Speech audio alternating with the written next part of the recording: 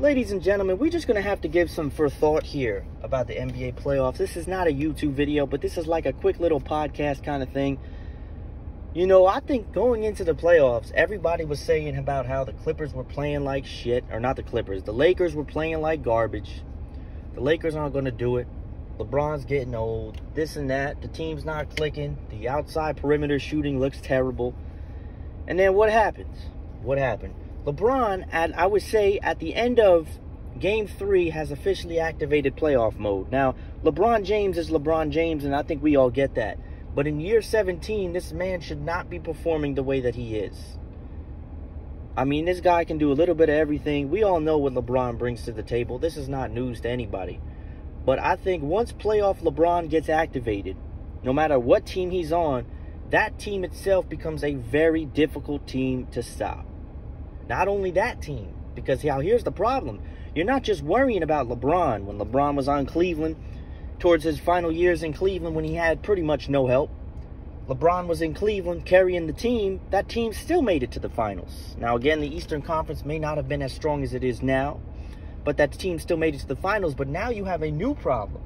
You have to worry about Anthony Davis. So you're not just worrying about LeBron and how great he is. LeBron activated his playoff mode. Anthony Davis is a whole nother problem that you have to deal with. And if that team hits these outside perimeter shots, well, maybe we were too quick to pull the trigger on this Lakers team that we thought was out of it. Because let's be honest, going into the playoffs, coming out of the bubble, the Lakers probably looked like one of the worst teams in the league. Nothing was happening. It wasn't clicking. The Lakers were not the Lakers that we are expected to see. And now, we have the LA Clippers, who are at a best-of-3 series and a stalemate with the Dallas Mavericks. Now, leave it to Kristaps Porzingis to find a way to get hurt. As great as he is, we know that he is a high-risk, high-reward player because his risk and his history of injury is not very suitable for the team that he plays for. But Luka Doncic, at the age that he is at, is playing on a level that we have to give some consideration to. This kid is only 21. He has a partial ankle injury, and he's playing the basketball of his life. At the age of 21, Luka Doncic is one of the best players in the league, and he's only 21. That's alarming because 3 to 4 years down the road, who's to say we don't find the next big thing in the NBA? Now, I'm not sleeping on the Clippers. I got a lot of people saying, oh, well, Clippers can't beat Dallas. Dallas is a good team, and we knew this long before the playoffs. So the fact that they're tied with the Clippers doesn't make me say anything less about the Clippers. My question with the Clippers was always, when it matters the most, as great as Paul George is he going to be able to step up? If the Clippers get to that NBA final stage, Paul George can't really afford to have 2-3 bad games because Paul George is a great player, but sometimes he really just craps the bed. Kawhi Leonard is Kawhi Leonard. No need to say anything there because Kawhi Leonard's going to do what needs to be done. But man, Luka Doncic is giving him a run for it. Now, I think when it's all said and done, the LA Clippers are going to win the series. But you have to beg to ask yourself, if the Dallas Mavericks win tonight and it's 3-2 Dallas, it's very hard to, depending on how they look, if Dallas wins Game 5 tonight against the Clippers,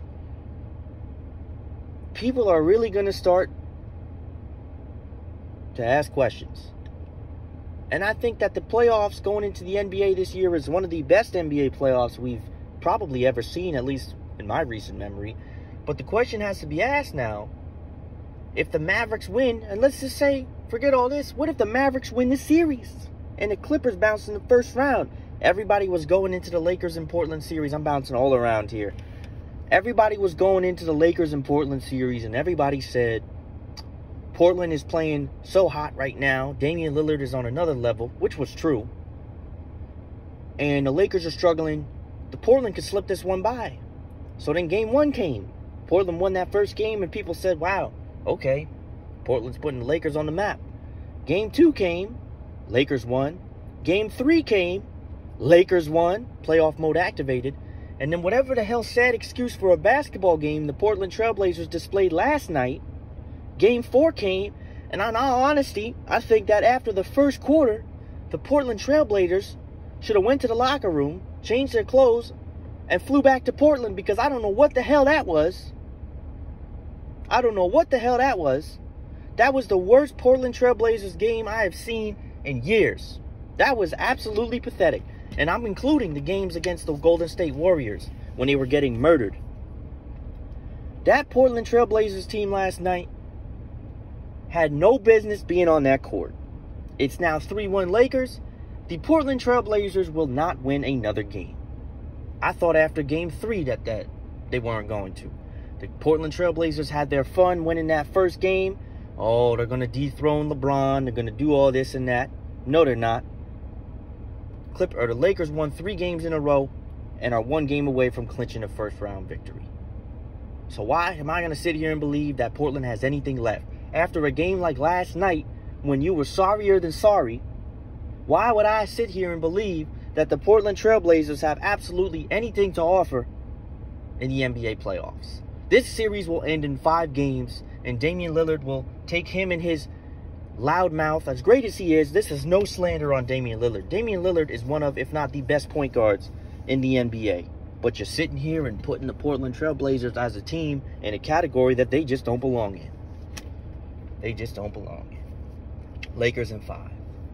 As far as the East goes, my honest eyes, the most complete team is probably the Boston Celtics. You know, Milwaukee Bucks may be up 3-1 to Orlando, but they should, for some reason, are not dominating the way that we're used to seeing them dominate. Giannis is playing good basketball, I get it. But Nikolai's on the other side, trading jabs with Giannis. Giannis is not even almost the highest scoring player on the court. So why am I going to sit here and believe that this Milwaukee Bucks team, which won 50-something games last year, 55 plus or 57, whatever it was, why would I sit here and believe that they're going to go to the finals? In all honesty, the way the Bucks look right now, and they don't look bad, but I'm just saying, a team like Orlando, which is not an awful team, should not be in the game the way that they are. The way that the Raptors dismantled the Nets, that is the same exact thing I expected from Milwaukee and Orlando. Maybe Orlando's a better team than Brooklyn, at least of where it stands right now. Of course they are. But damn, 3-1 up to Orlando, but something about this Bucks team, man, it just rubs me the wrong way. That's my honest-to-God opinion. Something rubs me the wrong way. When they play, I don't got to do. If they play Toronto, you think that they can play like that against Toronto? In close games? That's not going to work against Toronto. You damn sure ain't going to work against the Boston Celtics. So I'm sitting here and I'm thinking, I'm like, well, listen, this Bucks team will certainly win this series against Orlando. But I got too many questions about Milwaukee. And I haven't been watching that series as closely as I like. But there's something about Milwaukee Bucks that just rubbed me the wrong way. As great as that team is, and as great as Giannis and how much his value is, there's something about that team that just rubs me the wrong way. I don't know what it is. And I just think that when the Milwaukee Bucks face a real team, they're in trouble. I'm honest to God. I don't care how many games they won during the regular season. When the Milwaukee Bucks play a real playoff team, they're in trouble. They're in trouble. Miami and Indiana. I would have liked to have seen more from the Pacers in the playoffs. But listen, Jimmy Butler's a gangster, and the Miami Heat are a good team. So all of you that are sleeping on this team, you need to wake up. You need to wake up and smell the roses, because this Miami Heat team is not going to win no championship. But if they add one more piece to what they have already, there's no reason the Miami Heat can't represent the finals in the Eastern Conference. I don't think this Miami Heat team would get past a team like the Celtics. But the Miami Heat aren't very far from it. The Miami Heat are doing everything right. Jimmy Butler's a gangster. I will say it again because I think I need to say it twice. Jimmy Butler is a certified gangster. Certified. This Miami Heat team, I wouldn't be surprised to see them in the conference finals. I think they can get past a round 2 opponent. Finished off Indiana lightly. Whoever they play next, I'd like to see Miami play a team like Milwaukee. What can a team like Milwaukee do against a very good team? Milwaukee has to win first. And the only thing that would be scarier than the Bucks bouncing early in the playoffs would be them blowing a 3-1 lead to the Magic. But that won't happen. That won't happen. And if you bet, if you're feeling lucky, you can take a bet and put money that the Orlando Magic are going to come back and win the series. And if you win that bet, you may be able to buy yourself a nice new shiny house in West Palm Beach, Florida. But don't count on it. Why don't count on it? Because I said so. Because I said so. What else we got? Brooklyn and Toronto. Should have never even been aired on television. You should have had that been an exclusive Orlando exhibition, because if you had to sit there with your eyes and watch anybody outside Karis LeVert play on that Brooklyn Nets team, I'd want to drink bleach. I would love to drink bleach. If I had to sit here and watch the Brooklyn Nets play in the playoff without their two prime players, I would rather sit off the edge of a bridge and think about jumping. Because my goodness, is this Brooklyn Nets team showed me nothing in the playoffs. I didn't think they were going to beat Toronto. But damn, couldn't have gave me something. And now we want to talk about disappointments. How are my Philly fans doing today? A couple days after the 76ers do what they do best, choke in the playoffs. And I love to hear it too, because the Philadelphia fans are an interesting group of people, because they're always some of the loudest fans. Okay? The best team in Philadelphia is the Flyers. The best team in your city is not the Eagles. Eagles are decent. The best team in Philadelphia, the Phillies, don't even get me started. Damn sure don't want to hear nothing from the, whatchamacallit? 76ers. 76ers. You telling me that you couldn't put up one win against the Boston Celtics? And the Celtics are great. You spent $400 million this offseason, brought back a coach that is not a good coach. All right, I gave you a little bit of leniency. Ben Simmons was hurt. Okay. But even without Ben Simmons, you couldn't pull one off the Boston Celtics. Joel Embiid, supposedly the best big man in the league. Not from my eyes. Now, Embiid didn't play terrible. But damn. Them Philadelphia 76ers, on paper, were supposed to be an Eastern Conference final, or excuse me, a NBA final favorite to make it there. Big three. Tobias Harris forgot how to shoot the basketball.